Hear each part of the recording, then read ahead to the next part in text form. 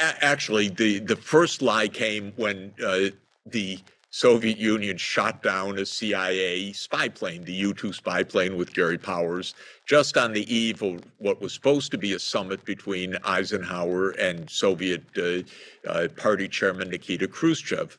And the CIA lies for a living, we know this, but it lied to the President of the United States also, saying, Mr. President, don't worry, they can't shoot down the spy plane, it's too high, and if they do shoot down the spy plane, it's designed to disintegrate, and if it doesn't disintegrate anyway, the pilot is going to take his cyanide pill, and there's no way anything can happen to embarrass you. And of course, they shoot down the spy plane, they get the wreckage, they get the pilot alive, Gary Powers.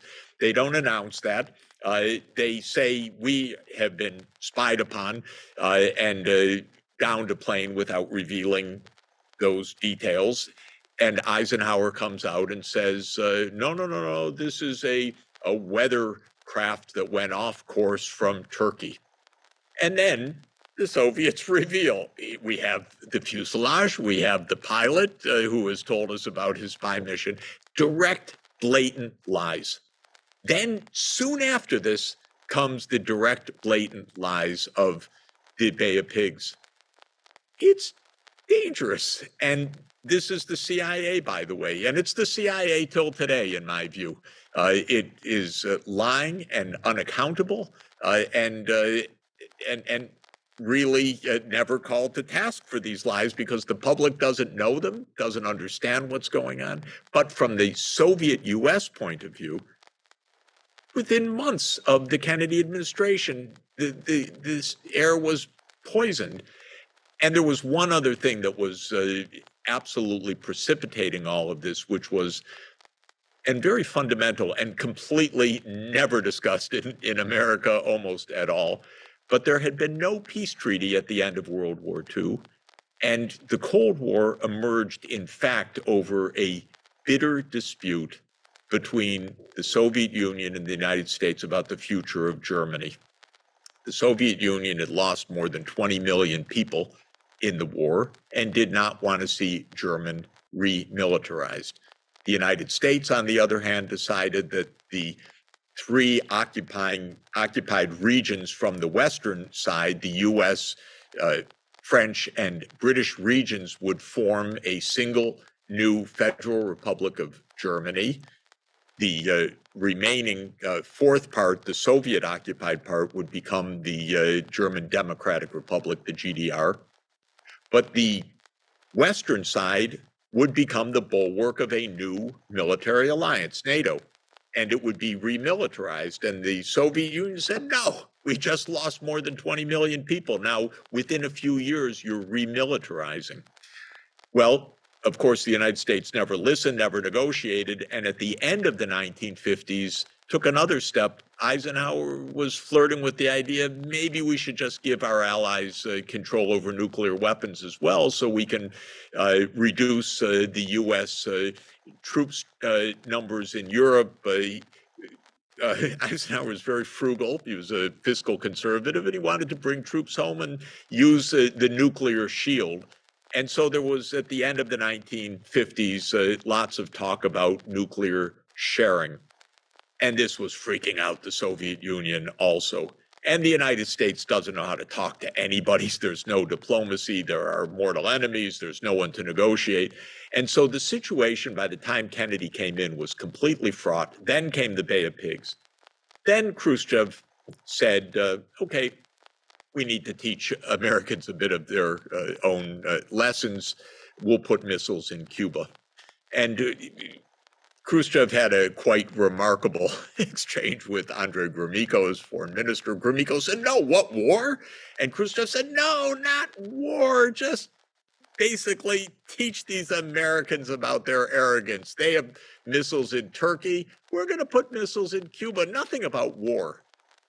But of course, everything immediately spiraled out of control when the missile placements were discovered and the subterfuge that the Soviets were using to place the missile systems in place. And it was like the subterfuge of the United States doing what it did on its side. things get out of hand. And as soon as Kennedy saw the U-2 spy plane over Cuba taking these pictures of missile sites, he convened an executive committee, XCOM, and it was almost unanimous. Well, we got to shoot down these sites. We have to take them out before they can be deployed. And it was unanimous, essentially, that there needed to be an immediate war. And the Joint Chiefs were told to go off and plan the military campaign against Cuba. Would it be an air campaign? Would it just be to take out the sites? How many troops would be needed, and so forth? Kennedy, interestingly, to make a very long story short, had lunch by coincidence with Adlai Stevenson, the U.S. ambassador to the United Nations, on the first day of the Cuban Missile Crisis, when Kennedy had seen the pictures. And Adlai Stevenson said to Kennedy, well, of course you need diplomacy to end this, and exchange the missiles with the Turkish missiles. Kennedy was shocked because no other advisor had said anything about diplomacy. It was basically unanimous for a military approach, which, by the way, almost surely may be too strong, although I'm not sure it is, but most likely would have led to nuclear annihilation, because our doctrine was that if we were attacked by a nuclear weapon, we would give a full response.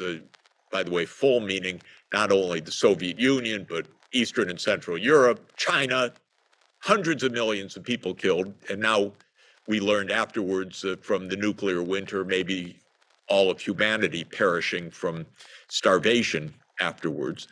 But Stevenson laid the idea of maybe a negotiated settlement. Well, to make a long story short, as people know, Kennedy really almost alone, though with this hint from Stevenson, and then with his brother Robert pushing, and Ted Sorensen pushing, and a few others pushing, turned the tide over a few days that don't do something precipitous. Let's try to figure out what's in Khrushchev's mind. And Kennedy came to realize, because he had people like the Air Force head, Curtis LeMay, who just wanted nuclear war, it seems, or a first strike against the Soviet Union, that he was surrounded by a lot of hotheads who could end the world. And he realized Khrushchev probably was as well. And the two of them came to realize we better tamp this down. And they did. And they agreed on a deal of this removal of missiles, both from Cuba and from Turkey. The big mistake Kennedy made, and I always think it's unfair to call it a mistake because he saved the world, so you get a lot of credit for that. But the mistake he made was insisting that the deal be secret, so that it looked to the American people like he had simply faced down the Soviet Union and they had backed away, because it wasn't known that the removal of the American missiles were part of an exchange. And that wasn't known for decades, actually. So let's talk about how Kennedy changed and what he set out to do. And of course, it was all cut short by his assassination in November of 1963. I think first it's fair to say that being president of the United States is a tough job. And it's impossible to do right in the early days and early years because you don't get it. And our security state in the United States, which was created by the National Security Act of 1947, which created a secret security state and a private army of the United States called the CIA, which is one half its function because it does intelligence and it does private warfare of the United States. And the whole apparatus is secret and largely out of control. And it is absolutely out of control by any public understanding or scrutiny or accountability or congressional oversight today as it was in the early 1960s. Well, Kennedy came in with a lot of energy and idealism and brilliance, and he stumbled terribly in the first year with the Bay of Pigs, Cuban invasion, and then in the second year, the near disaster of the Cuban Missile Crisis. And my view is he had the potential for greatness at the beginning, and by his third year, he had become a magnificent politician and statesman of the first order, one of our truly great presidents. Not so much in the first 2 years, although the potential was there, but the growth that came through this set of trials was extraordinary. Already after the Bay of Pigs, Kennedy was so disturbed by the CIA that he was beside himself about how they had led the US and his administration and himself personally into this awful debacle. He didn't trust the CIA. After the Cuban Missile Crisis and after hearing people like Curtis LeMay even essentially calling Kennedy a traitor for not launching the war or a coward, and feeling all of this pressure for war, he was profoundly disturbed and profoundly moved and profoundly scared at how fragile the world was. And he was determined to do something in 1963. And he Let me just interject. He fired Dulles and he fired Bissell. So he actually took on the CIA establishment and triggered deep animus. And I want you, as you go on, to talk about this speech. But one of the things I found fascinating from your book is how few people he informed about what it was he was about to say. And so I want to make sure we talk about the content of what he said. So Kennedy wanted to say to the American people, peace is possible, even with the Soviet Union, even with the other side. And the whole content of the speech is they are human beings like we are. They want to live. They want to protect their children. They want to have a future. And this speech is unbelievable because it's the only foreign policy speech I know of anywhere where it is not telling the other side what to do, not making threats, not reveling in glory, not saying we are number one, not saying they are evil, but saying to the American people, we need to reconsider our own position. And remember, today we're told every day by the completely irresponsible, reckless, and ignorant mass media like the New York Times, I'm going to say, because it's terrible, and like the Washington Post and others, there's no one to talk to. There's no one to negotiate with over Ukraine. And in the Cold War in 1963, it was even more like that. The Cuban Missile Crisis had just occurred. Could you even imagine negotiating with the Soviet Union? And Kennedy's whole message is, we can negotiate. They want the same things. They too will abide by treaties as long as those treaties are also in their interest. And they can be relied upon to abide by treaties that are in their interest and also in our interest. There is a benefit of cooperation. This is rational. In fact, the pursuit of peace is the rational end of rational men, says President Kennedy.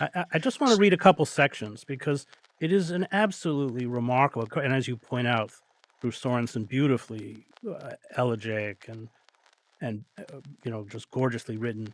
But these are some of the things. I want to read three short sections. I speak of peace, this is Kennedy, as the necessary rational end of rational men. I realize that the pursuit of peace is not as dramatic as the pursuit of war, and frequently the words of the pursuer fall on deaf ears, but we have no more urgent task. And then he says, so let us not be blind to our differences, but let us also direct attention to our common interests and to the means by which those differences can be resolved. And if we cannot end now our differences, at least we can help make the world safe for diversity. For in the final analysis, our most basic common link is that we all inhabit this small planet.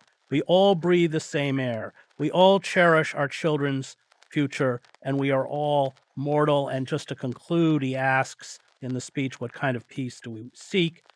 Not a Pax Americana enforced on the world by American weapons of war, not the peace of the grave or the security of the slave. I am talking about genuine peace, the kind of peace that makes life on earth worth living, the kind that enables men and nations to grow and to hope and to build a better life for their children, not merely peace for Americans, but peace for all men and women, not merely peace in our time, but peace for all time. I mean, this is incredible. It gives you goosebumps. Of course, I've listened, I don't know how many dozens or hundreds of times to the speech. I've made my family listen on so many occasions. But the words are thrilling. The words are mesmerizing in their beauty, and Ted Sorensen has a big hand in that as well. And in their ability to make change. And I think one of the things that Kennedy also says in here, which is incredible, is his advice on leadership. And I don't have exactly the words here, but to paraphrase, he says, by defining our goal more clearly, by making it seem more manageable and less remote, we help all people to see it, to draw hope from it, and to move irresistibly toward it. So the goal of peace, if made to be manageable, practical, like a treaty to stop atomic testing stop atmospheric testing of nuclear weapons, is a practical, manageable step, and people draw hope from it. So the speech was so riveting and powerful. By the way, kept completely outside of the bureaucracy. It was essentially hidden from the security apparatus, from the State Department, the CIA, even the White House. Only Sorensen and Kennedy worked on it basically until the last moment. Then they said, I'm giving this. Kennedy said, I'm giving it. So it could not be vetoed by state or by the Defense Department or the National Security Council or anybody else. And he gave it. And what is amazing, absolutely amazing, is that Khrushchev heard it, was carried away, summoned the U.S. envoy, Kennedy's envoy, to Moscow, Averell Harriman, and said, this is the finest speech by an American president since FDR. I want to make peace with your president. The words were so powerful. The motivation, the ideas were so powerful. Kennedy disseminated the speech through Pravda, Izvestia, online. Isn't that hilarious? Pravda reprinted it. Exactly, and broadcast the speech, and within a few weeks, they had signed the agreement. Within a few weeks, absolutely an astounding achievement. Then Kennedy, just to say, he was also the grassroots politician. He was a political guy to the core. He went out to campaign for it. And so he took his tour around the United States. The Joint Chiefs, oh, well, we don't know. They come to testify in Congress and try to knock down this agreement. And Kennedy carried the American public overwhelmingly, and then won a decisive victory in the Senate 60 years ago, just now, for the ratification of this treaty. And this is the time when we're talking is the time of the UN General Assembly. Kennedy went to tell the leaders what this meant in another completely magnificent address. And he said, this is not the end of conflict, but it is a ray of hope piercing through the clouds. And he ends his address to the world leaders assembled in front of him in the chamber of the UN General Assembly. Kennedy, having brought peace, brought hope, and all the world leaders assembled in front of him. And he says to them that Archimedes is said to have told his friends, give me a place to stand and I can move the world. Fellow leaders of the world, let us see if we can take our stand here in this place, in this time, to move the world towards peace. And you just can't get better than that. The idealism, the hope, the practicality, and Kennedy infused the whole world with it. And then they killed him. And we've lost And it. We've lost it. And they killed him because I'm personally convinced, after having studied this in depth for decades now, and now we have the report completely debunking the Warren Commission, with the magic bullet being no magic bullet at all, but a bullet that the Secret Service pulled out of the back of Kennedy's seat and put on the stretcher, debunking the entire forensic basis of the Warren Commission. I'm pretty convinced that it was rogue elements within the U.S. government itself. Well, Alan Dulles. Alan Dulles, Can't CIA. get more evil. Can't get more evil than that. Exactly. We don't know exactly who, but this was a conspiracy, and it was a conspiracy against peace. And it's our security state is in full force. Our president, in my view, is not in control, and in any event has been a hardliner and a Cold Warrior, whatever you want to call it, well past the Cold War. These neocons don't understand peace. They don't understand negotiation. They don't understand diplomacy. They don't understand the nuclear threat. And one other point, Chris, of the speech that I think is so pertinent and completely neglected, Kennedy says, above all, while defending our own vital interests, nuclear powers must avert those confrontations which bring an adversary to a choice of either a humiliating retreat or a nuclear war. To adopt that kind of course in the nuclear age would be evidence only of the bankruptcy of our policy or of a collective death wish for the world. And the U.S. has gone out to humiliate Putin and to defeat Putin. And Russia has 6,000 nuclear weapons. What are we doing? What are we thinking? Of course, I take it a little bit, even a step back. I think this is, I call it the war of NATO enlargement, because I think the entire war in Ukraine came because the United States so recklessly and imprudently kept pushing NATO enlargement. Russia saying, stop, it's a red line, stop. And then, not to Ukraine, for heaven's sake, not to Ukraine, our 2,300 kilometer border, not to surround us in the Black Sea. And the US is deaf to this. And then trying to humiliate Putin and doing exactly the opposite of what Kennedy said. And I take it seriously when Kennedy says in that remark about not pushing a nuclear power to a corner, he says, above all, as if that's the synthesis of what he's learned from the Cuban Missile Crisis. Above all, don't humiliate a nuclear adversary. And our people don't even know it. We don't have diplomats, and we don't have a president, in my view, that understands the job of keeping the foot on the brake. So it's a very dangerous time.